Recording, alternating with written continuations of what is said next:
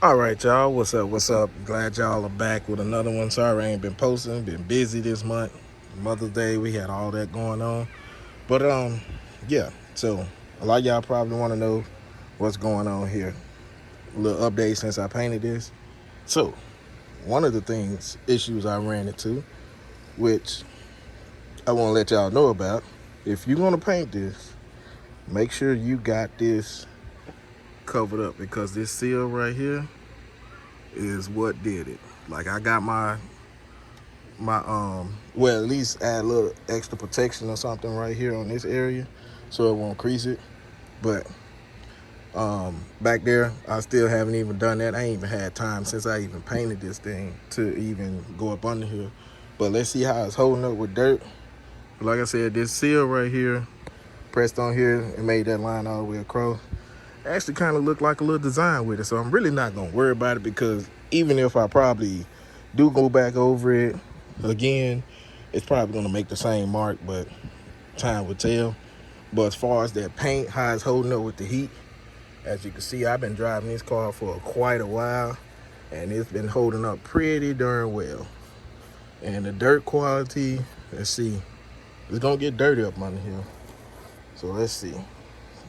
Yeah, it's getting dirty, but I mean, overall, everything's holding up pretty well. That was the first part of what I was going to do.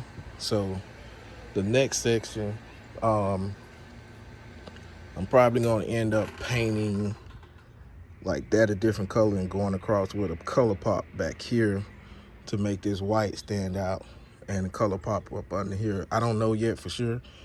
Don't know exactly what I'm gonna do, but I'm gonna mark it up like I usually do. But overall, everything's still holding up good, and I just want to do a little quick video so y'all can know about it. And cause I know probably a lot of y'all wondering how that paint was gonna hold up with this, and it's holding up pretty good. I do got to go back and fill this in right here. As you can see, I was letting it dry and taking the thing off, and the wind just blew on there, so I said forget it. But overall, man, the paint, everything is holding up good. Just got to keep it clean up under here. Another thing I want to do is like right up under here, a hidden light. I want to go with like some LED lights that can withstand the heat and stuff in the car. Like I want to deck out this entire engine bay, make it look good. I know it ain't the fastest car in the world, but I actually like the Altima, man. It's good on gas. And like I said, people say that you can't do nothing with these cars, man. With the right money and time, you can do anything with these cars. Yeah, you could probably slap a turbo on here, build you a custom manifold, all that stuff, man. Anything is possible. And you can swap the transmission, get a central manual transmission, put it here. I guarantee you it'll probably match up with this engine. You never know, man. Even the old Altima manual transmission may match up. So there's a high possibility there's a lot of stuff that you can do to these cars, but a lot of people say, oh, it's just Altima, you wasting your money.